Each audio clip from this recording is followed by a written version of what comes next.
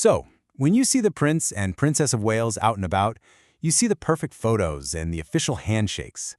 But what if I told you that behind every single one of those moments, there's a carefully crafted strategy at play?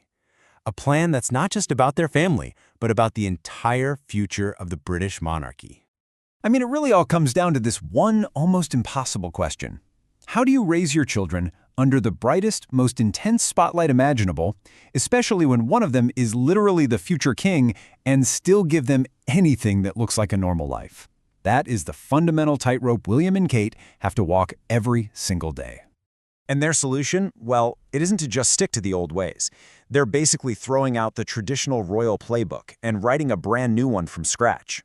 It's a modern blueprint for how to be royal, one that tries to somehow balance two worlds that are constantly in conflict, the massive demands of the crown and the very real needs of their young family.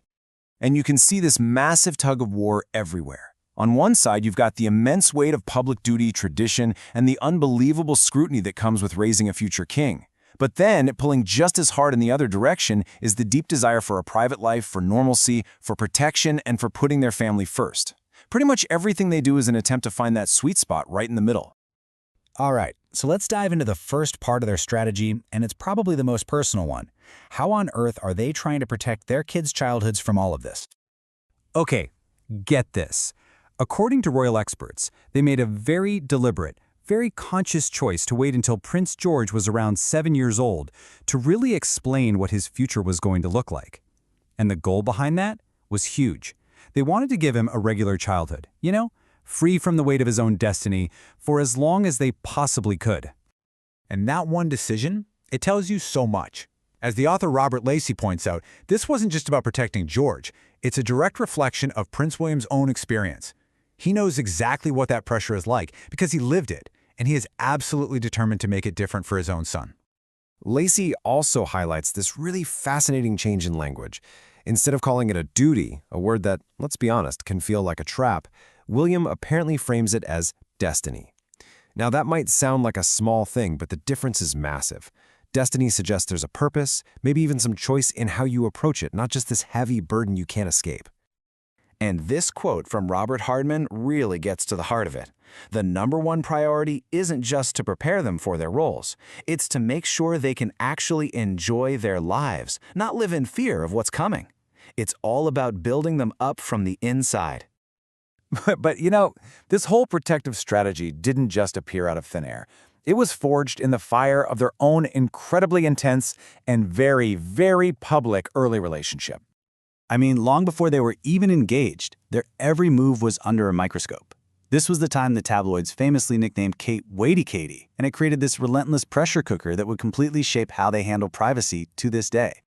This timeline really puts it all in perspective. You look back to 2004, and both brothers are in these serious relationships. But by 2007, the strain is obviously showing. That's when William and Kate have that very public split. And then by their wedding in 2011, Harry and his long-term girlfriend Chelsea Davy had broken up for good. It's just a stark reminder of how incredibly difficult it was to make a relationship survive in that kind of spotlight.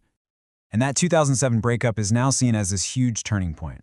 Some insiders, like their former butler, even wonder if it was a tactical move just to get the media to back off of Kate. Whatever the truth is, it was a wake-up call. It was the moment they realized they had to completely rewrite the rules if they were going to make it as a couple. This memory from their old butler, Grant Harold, just paints such a vivid picture of what was lost. He talks about a freer time, when the young royals could just go to a local pub for a drink. Can you even imagine that happening today? No way. And that simple, normal act is exactly the kind of thing they fought so hard to protect for their own children. So they learned all these tough lessons. How did they turn that into a real plan of action? Well, let's look at how that whole philosophy now shapes their official work. The first thing you need to know is that nothing they do publicly is an accident. Every single engagement is handpicked to connect with their core values. A perfect example is their planned visit to the Natural History Museum, where the princess is a patron. And we're not talking about a small project here. The museum's redeveloped gardens, which they're going to be visiting, have already been seen by over 5 million people since they opened. So this isn't just about cutting a ribbon. It's proof that the projects they choose have a massive, tangible effect on the public. And here is where you really see the strategy in motion. This visit, it's not a one-off event. It's like one thread in a huge web of causes they've been building for years. It connects directly to William's Earthshot Prize, to Kate's film series, to their support for the Scouts, and even to her Back to Nature garden from 2019. It's all part of this consistent long-term plan focused on the environment and on kids. Okay, so let's zoom out and look at the big picture. What does all of this add up to? Because this is so much bigger than just one couple's personal choices. This is about shaping a monarchy that can actually survive in the 21st century. So here it is. You could call it their 4-step blueprint. First, learn from the past and really acknowledge the insane pressures that came with it. Second, protect your private life fiercely. Build a wall around your family. Third, curate your public work so it feels authentic and actually makes a difference. And fourth, use all of that to build for the future, to prepare the next generation without completely crushing them in the process. And let's be super clear here. This is not just a personal preference. It's a strategy for survival. In an age of nonstop media and changing ideas about royalty, this careful balancing act is their plan to keep the monarchy relevant, to keep it resilient, and, maybe most importantly, to keep it human. Which of course leaves us with the ultimate question. As they keep walking this tightrope between public duty and private life, is this new blueprint, this Wales's way, the actual key to the monarchy's survival in our modern world? Well, I guess only time will tell.